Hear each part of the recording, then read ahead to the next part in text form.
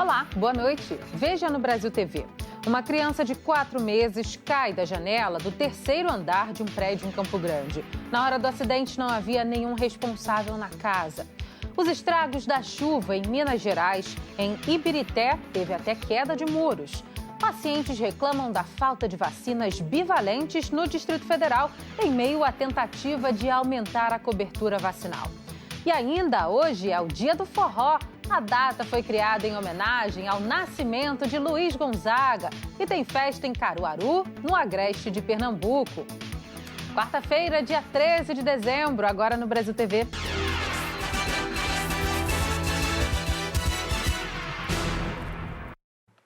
Deve passar por audiência de custódia amanhã a mãe de um bebê de 4 meses que caiu da janela de um apartamento em Campo Grande.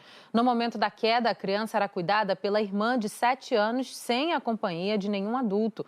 O bebê permanece internado em estado grave. O apartamento amanheceu fechado após os trabalhos da perícia técnica.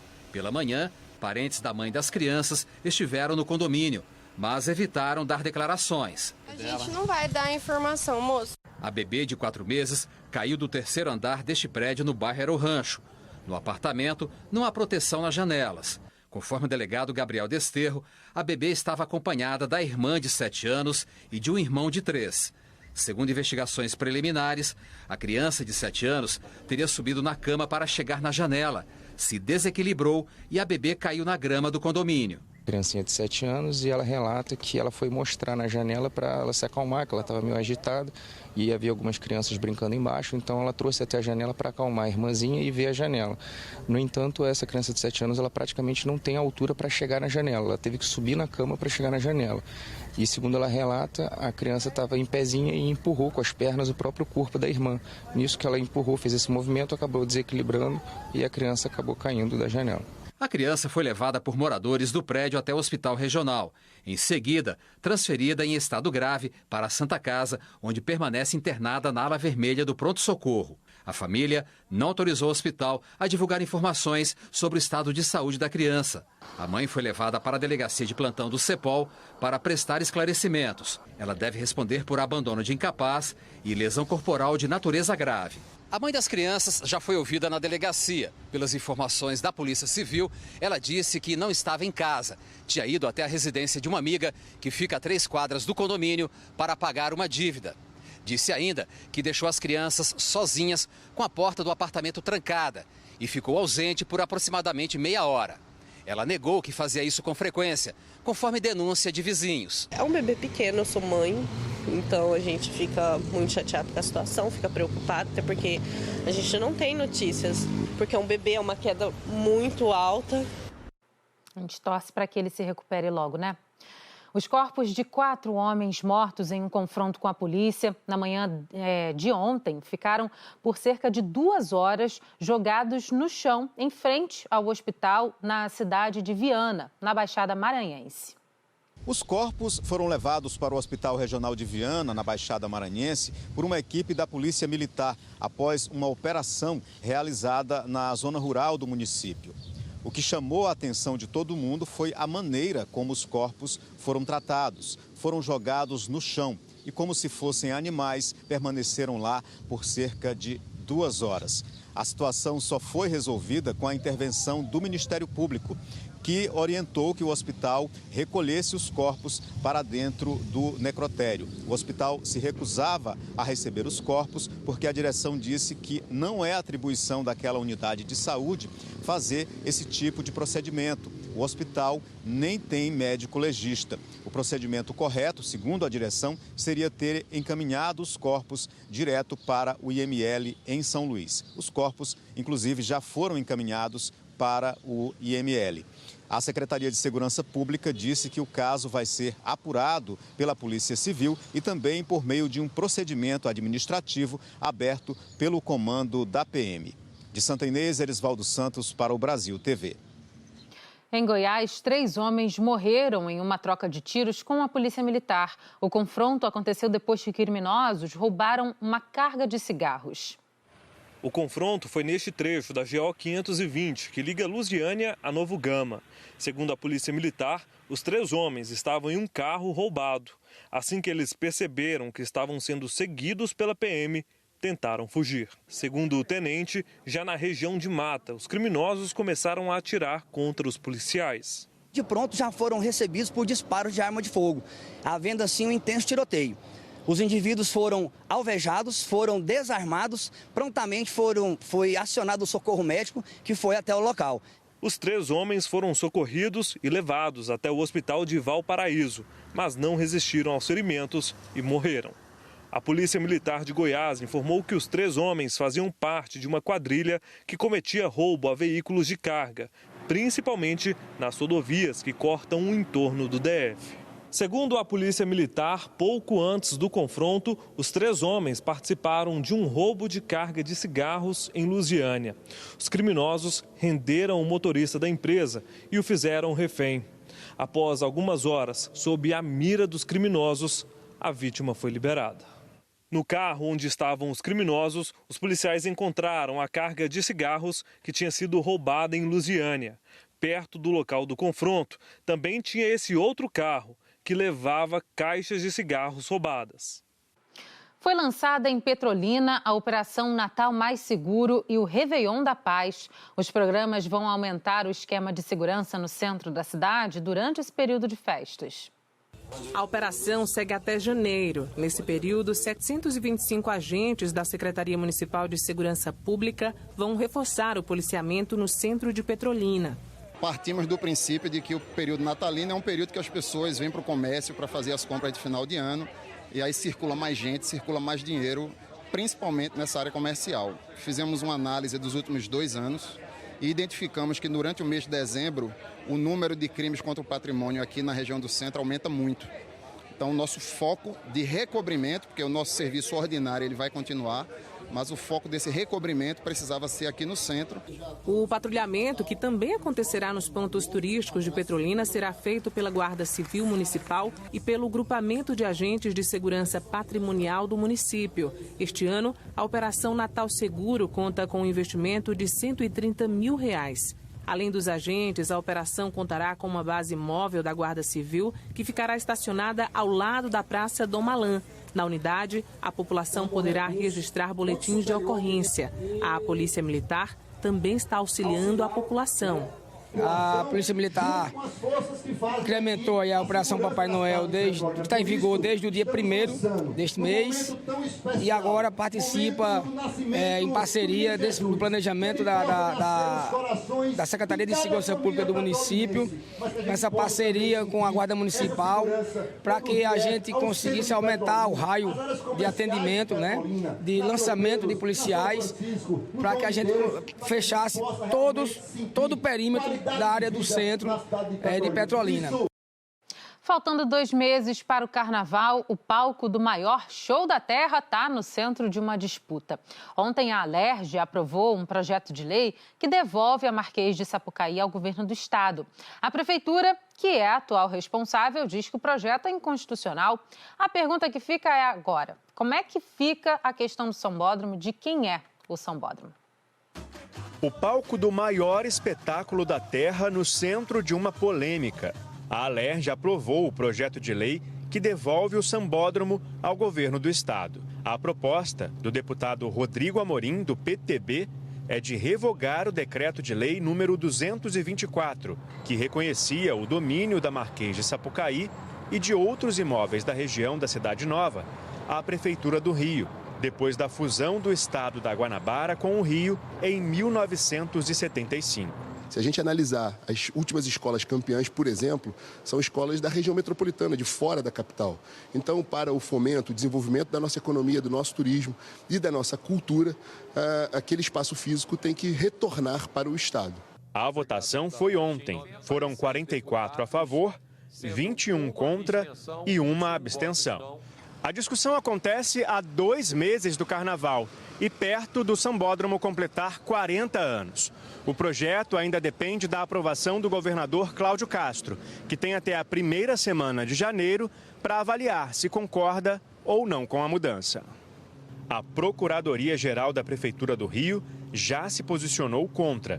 O município entende que a revogação do decreto-lei é inconstitucional e ilegal porque há uma lei que, quando fez a fusão do Estado de Guanabara com o Estado do Rio de Janeiro, destinou estes bens por delegação federal ao município do Rio de Janeiro. Por hora, nós vamos aguardar. A gente espera que realmente não seja sancionado, mas caso seja, talvez o município a que se avaliar tenha que ir a juízo para pedir a declaração de inconstitucionalidade dessa revogação da lei que tornou esse bem municipal. Ainda segundo o município, a aprovação viola o Pacto Federativo da Constituição Federal de 1988, além de não respeitar a autonomia municipal. Se for aprovado, outros imóveis da região também voltarão a ser responsabilidade do Estado, inclusive o prédio onde fica a sede da Prefeitura da cidade. Enquanto o impasse não se resolve, o ritmo na avenida e nas arquibancadas é o do trabalho para deixar tudo pronto para fevereiro. O governo do estado do Rio informou que o projeto de lei não chegou ao executivo e que depois do recebimento, o governador Cláudio Castro tem 15 dias úteis para sancionar ou vetar. A chuva causou estragos em Minas Gerais. Na região do Barreiro, teve ruas alagadas e em Ibirité, prejuízos para moradores e também setores públicos.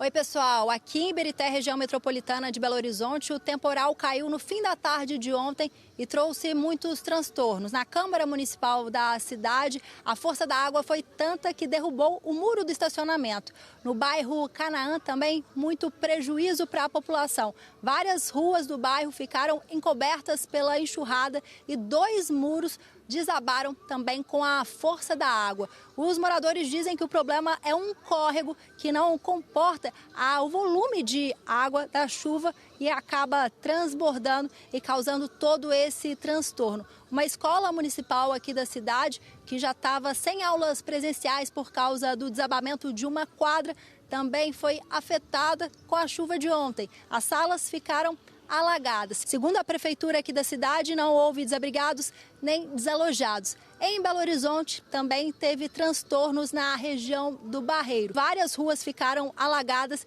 e um carro chegou a ser arrastado pela enchente. Segundo a prefeitura de Belo Horizonte, também não houve registro de feridos, desalojados ou desabrigados. Raquel Freitas para o Brasil TV. Em Cuiabá, depois dos deslizamentos na MT-251, o trânsito de veículos pesados foi proibido na rodovia. Olá a todos. Depois de 2 registros de deslizamento de terra na MT-251, rodovia estadual aqui de Mato Grosso, o governo decidiu proibir o tráfego de veículos de carga por tempo indeterminado. Isso inclui ônibus, vans e caminhões. A normativa foi publicada hoje no Diário Oficial e a Polícia Militar do Estado já deu início ao trabalho de fiscalização e orientação por toda a rodovia. O motivo desta medida são os riscos de deslizamento e desmoronamento de terra em alguns trechos da rodovia, principalmente na área conhecida como Portão do Inferno. Hoje, a Secretaria de Infraestrutura do Estado deu uma coletiva de imprensa para dizer se as obras nos locais de rocha serão iniciadas nos próximos dias. O secretário disse que, embora seja uma rodovia estadual, o local que tem risco de deslizamento de terra faz parte do Parque Nacional Chapada dos Guimarães. Foi falado também que o governo de Mato Grosso tentou trazer a responsabilidade das obras para o Estado, pedindo licenciamento para o ICMBio e IBAMA, mas não tiveram retorno. Portanto, durante a coletiva de imprensa de hoje, nada sobre o início das obras na MT-251 foi esclarecido. O trecho continua interditado por tempo indeterminado para veículos de carga. Moradores de várias regiões do Distrito Federal têm enfrentado dificuldade para achar a vacina bivalente contra a Covid-19. A Maria já tomou no primeiro dia a dose de reforço da bivalente. Ela é daquela, sabe, que se tem vacina nova disponível, ela está tomando. Fui a primeira. Não, eu só não venho à noite porque só é no dia seguinte. Tem que tomar para ficar imunizada, para não ter nada a reclamar. É isso aí, Maria. Tem que se vacinar e se proteger contra a Covid.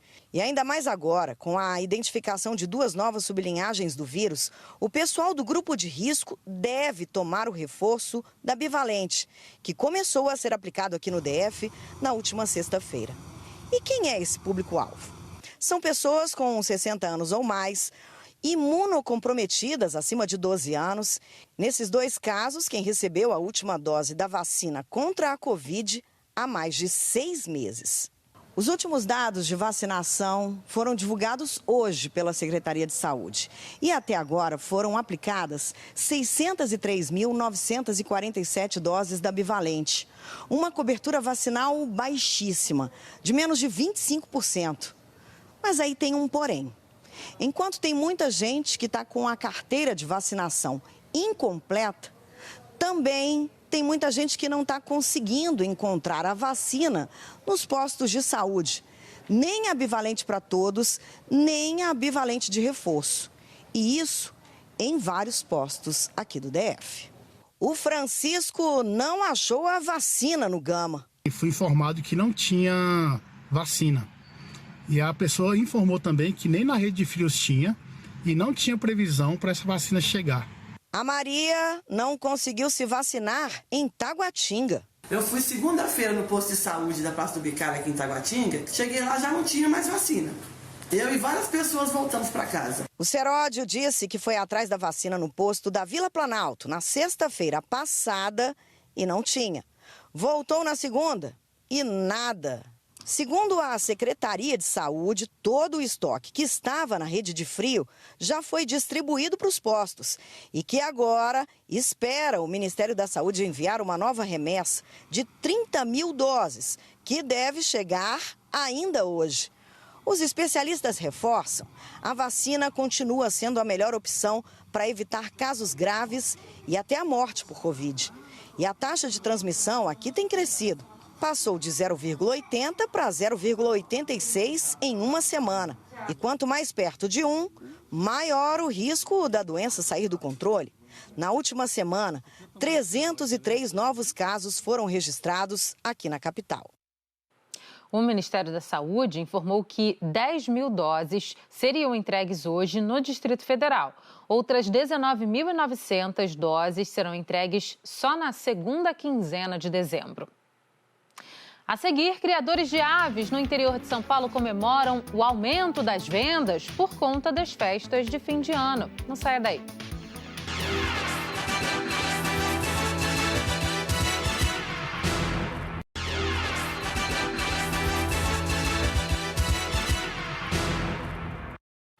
Brasil TV de volta falando das deliciosas receitas nas festas de fim de ano. Entre as carnes estão a galinha caipira ou semi-caipira, o peru, patos e até gansos. Nessa época do ano, muita gente prefere comprar esses animais diretamente do produtor para as ceias de Natal e Ano Novo. E os criadores do interior de São Paulo já comemoram a grande procura. A família de curicacas nos dá boas-vindas. É uma ave silvestre encontrada em boa parte da América do Sul. A fêmea fez ninho num coqueiro no quintal da Dona Lourdes e do seu Oséias. Mas aqui as curicacas são apenas visitantes. As aves que interessam aos caseiros do sítio são outras. Aqui tem peru, galinha caipira, pato e ganso. Os cuidados começam antes das 5 horas da manhã. Essas aves, elas precisam de muitos cuidados, seu Oséias? Precisa. Tem que ficar de olho o tempo todo? Fica de olho o tempo todo, porque senão eles morrem, né? A Dona Lourdes ajuda no trato com as aves. Eles também vendem ovos caipiras. Para ela, trabalhar no campo é uma terapia. Tem gente que às vezes não gosta muito, porque é quietinho, escureceu, acabou, fica tudo quietinho, a gente gosta. Passa o dia que nem vê as horas. A propriedade é da família do Gabriel. O criador diz que este ano as aves, principalmente os perus, vão estar na ceia de muitos clientes. A maioria fez a encomenda no meio do ano. Todos eles já estão vendidos. E eles têm quanto tempo de vida? Eles têm 1 ano. Qual que é o preço do peru aqui? O peru vivo, o unitário, 150 e o casal, 250.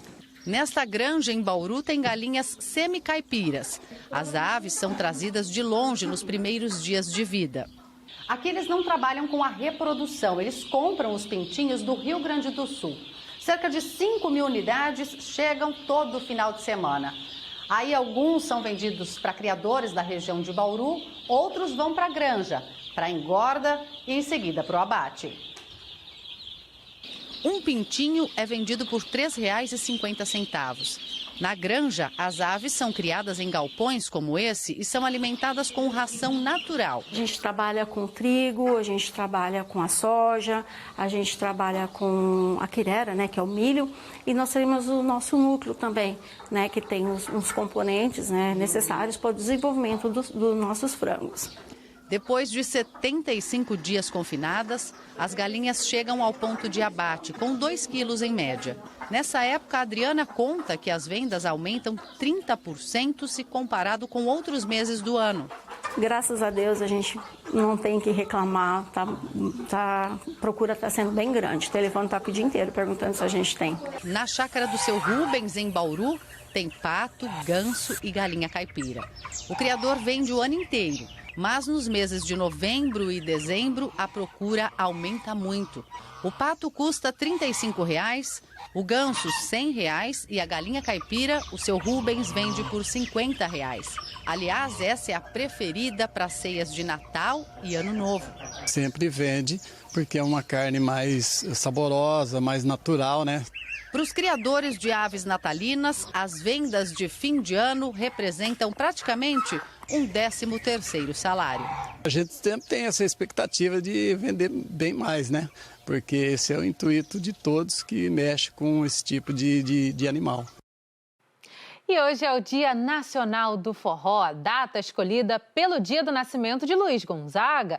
Em Caruaru, no agreste de Pernambuco, o aniversário de 111 anos do Gonzagão foi comemorado com muita música, reunindo diversos sanfoneiros. Aos pés da estátua de Luiz Gonzaga, no pátio de eventos, vários artistas de Caruaru e região se dedicaram a celebrar um mestre da nossa cultura. Luiz Gonzaga nasceu 111 anos atrás e, para comemorar essa data, vários seguidores homenagearam o artista.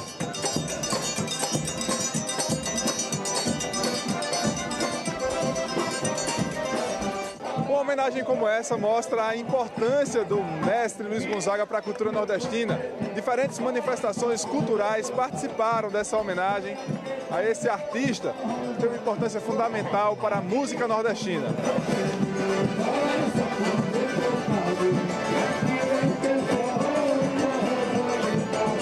Para todo bom sanfoneiro nordestino, saber pelo menos uma música do Luiz Gonzaga é obrigação. Se não tocar, não é sanfoneiro. Ao menos a Asa Branca é o hino, né? Aliás, todas as músicas são hino. E quando fala Luiz Gonzaga, tem que tirar o chapéu. Se para todos os sanfoneiros que seguem o legado do Luiz Gonzaga hoje é dia de comemorar, para Pedrinho, que é de Serra Talhada, não faltam motivos para festejar hoje. É que ele também está completando o aniversário. É uma felicidade, é um privilégio, né? Essa coincidência feliz, né? E no decorrer da vida me colocou no mundo da música e como sanfoneiro. Então, tudo de bom. O evento também mostra como é forte a ligação de Luiz Gonzaga com Caruaru. Toda a cultura que ele levou para o Brasil, do forró, da nordestinidade, e aqui junto com vários artistas, pifeiros, bacamarteiros, sanfoneiros, lógico, a gente faz essa grande celebração da memória de Luiz Gonzaga. Claro, aqui para Caruaru, ele foi e é ainda fundamental e é presente nos nossos festejos, principalmente falando de São João. Por isso, toda a nossa homenagem ao eterno Luiz Gonzaga. O Nildo Almeida, compositor da música Feira de Caruaru, que leva o nome da cidade a romper fronteiras, tem um nome marcado na história do forró. Luiz Gonzaga, eu diria que foi o maior intérprete da minha obra. Eu não fui o preferido, mas fui um dos, entendeu? E Gonzaga, tudo, ele sempre que vinha a Caruaru, ele me procurava. Olha, eu vou pro sertão de volta, prepara umas músicas para mim. Quando ele passava aqui, fez minhas músicas, eu digo, não, só sai daqui quando eu levar, entendeu? Entre as diferentes gerações, muitas crianças tocando as músicas de Luiz Gonzaga. Várias delas fazem parte da Orquestra dos Meninos de São Caetano. São alunos do maestro Mozart Vieira, que conduziu as homenagens ao mestre Luiz Gonzaga. Luiz Gonzaga é nosso gênio maior, uma instituição viva da música mundial. Essa celebração vale a pena demais, porque todos nós bebemos nessa fonte. Viva o rei do Baião, viva Gonzagão!